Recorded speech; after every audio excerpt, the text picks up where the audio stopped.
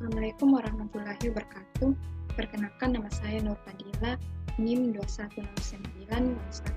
2109-1501037 dari kelas C. Di video kali ini saya akan membahas mengenai piutang. Nah, apa itu piutang? Jadi sederhananya bisa dikatakan piutang adalah ketika orang berhutang dengan kita, atau piutang adalah ketika kita memberikan pinjaman kepada orang lain. Di dalam akuntansi, piutang biasa disebut dengan akun receivable yang masuk ke dalam aset lancar. Piutang ialah hak perusahaan kepada pihak lain yang akan diterima dalam bentuk kas. Piutang biasanya digolongkan ke dalam kelompok piutang usaha dan piutang di luar usaha. Nah, piutang usaha terjadi akibat transaksi penjualan barang atau penyerahan jasa untuk kegiatan usaha normal perusahaan. Piutang usaha terjadi karena penjualan barang atau penyerahan jasa secara kredit. Piutang dapat dicatat jika barang telah diserahkan dalam usaha pelayanan jasa. Piutang dicatat pada saat pelayanan jasa dilaksanakan.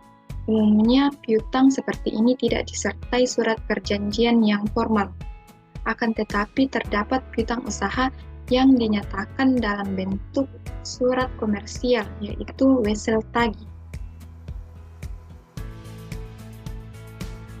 Dalam akuntansi komersial, sering terjadi pemberian potongan penjualan.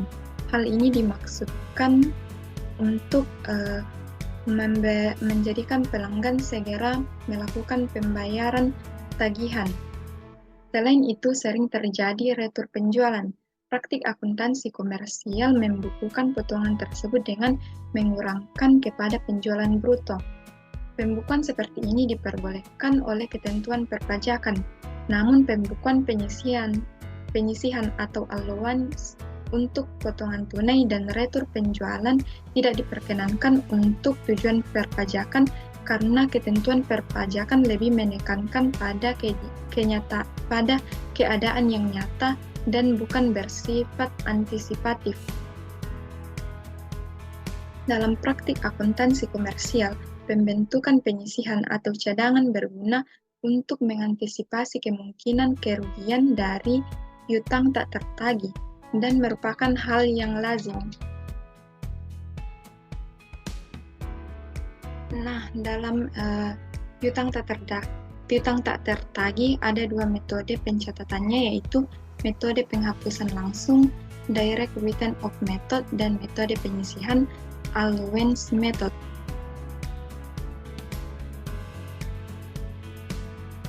Nah, apabila terdapat estimasi jumlah piutang tak tertagih, maka jurnal yang dicatat dalam direct written off method tidak ada. Sedangkan untuk allowance method, jurnalnya yaitu beban piutang tak tertagih pada cadangan piutang tak tertagih. Selanjutnya yaitu apabila terjadi penghapusan piutang usaha, jurnal pada metode direct written off method yaitu beban piutang tak tertagih pada piutang usaha, dan allowance method jurnalnya cadangan piutang tak tertagih pada piutang usaha. Selanjutnya yaitu apabila piutang usaha yang telah dihapus ternyata dapat dilunasi, jurnal direct written off method jurnal yang dimunculkan yaitu piutang usaha pada beban piutang tak tertagih, dan apabila piutangnya sudah dilunasi maka jurnalnya yaitu kas pada piutang usaha.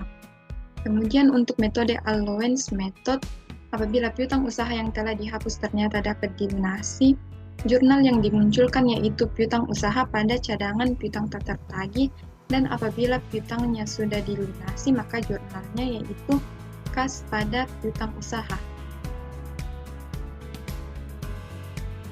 Nah, di sini terdapat contoh piutang usaha, yaitu PT Abadi menjual barang secara kredit kepada PT ZAP sebesar 5.500.000, sudah termasuk PPN 10%.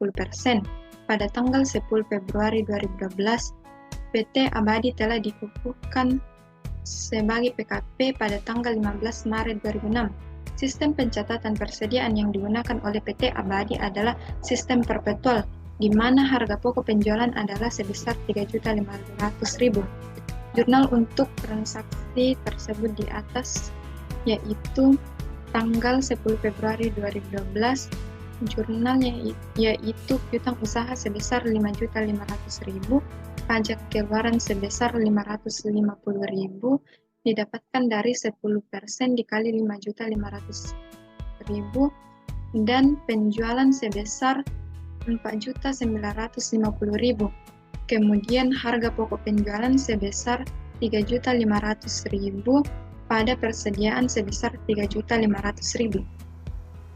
Apabila sistem pencatatan persediaan menggunakan sistem periodik, maka jurnal yang dibuat yaitu pada tanggal 10 Februari 2012 piutang usaha sebesar 5.500.000 pada pajak keluaran 550.000 dan penjualan sebesar 4.950.000.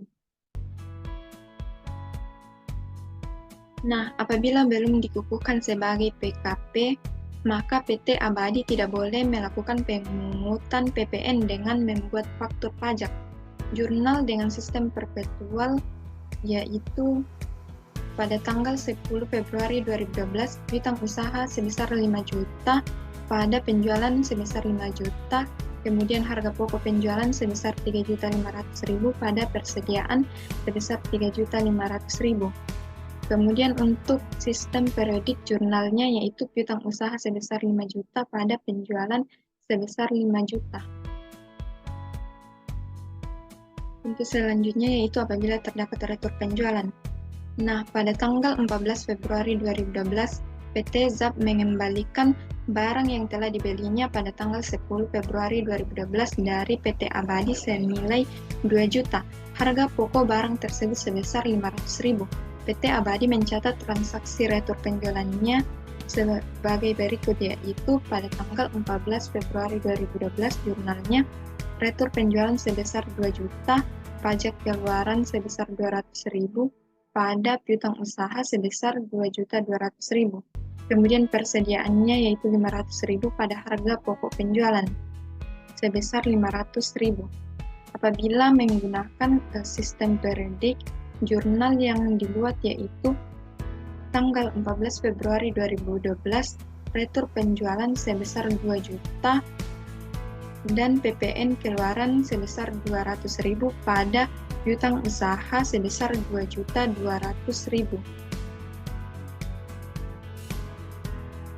Untuk selanjutnya yaitu apabila terdapat piutang tak tertagih. Pada tanggal 26 Februari 2012, PT Abadi menghapuskan piutang usaha terhadap salah satu debiturnya karena PT Bola telah mengalami pailit. Adapun syarat-syarat penghapusan piutang yang tidak dapat ditagih telah memenuhi ketentuan perpajakan. Piutang yang dihapuskan tersebut sebesar Rp1.000.000.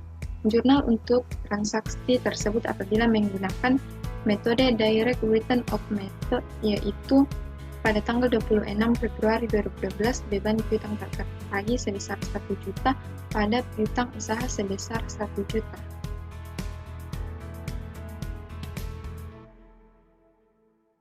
Nah, selanjutnya yaitu dalam piutang usaha terdapat piutang dengan pihak yang mempunyai hubungan istimewa. Piutang dalam hubungan istimewa merupakan saldo tagihan dari transaksi yang dilakukan dengan pihak di mana perusahaan mempunyai hubungan istimewa. Hubungan istimewa dapat berupa memiliki atau menguasai. Piutang dalam hubungan istimewa dapat timbul karena terjadinya transaksi seperti penjualan atau pengalihan barang atau jasa sewa, penjaminan, dan penyelesaian oleh perusahaan atas nama pihak yang mempunyai hubungan istimewa. Penyajian pihak-pihak yang mempunyai hubungan istimewa diatur juga dalam SAK Etap 2009 halaman 160-163. Apabila terdapat transaksi dengan pihak yang mempunyai hubungan istimewa, maka harus diungkapkan sifat dari hubungan tersebut, juga informasi yang diperlukan tentang transaksi dan saldonya untuk memahami dampak potensial hubungan tersebut terhadap laporan keuangan.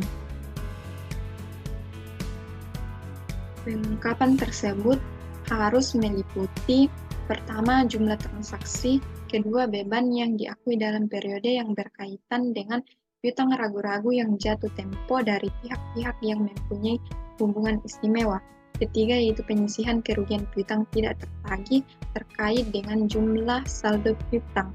Dan keempat yaitu jumlah saldo, syarat dan kondisinya termasuk jaminan dan sifat pembayaran yang disediakan dalam penyelesaian, kemudian rincian jaminan yang diberikan atau diterima.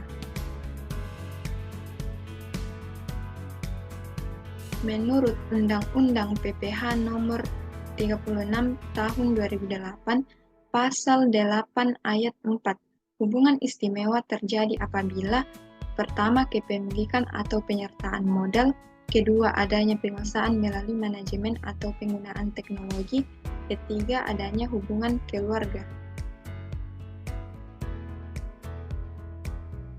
Kemudian, piutang di luar usaha.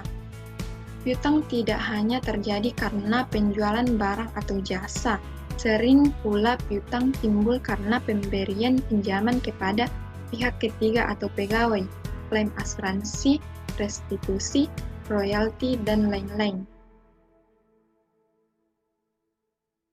Mungkin itulah yang dapat saya sampaikan, kurang lebihnya mohon dimaafkan.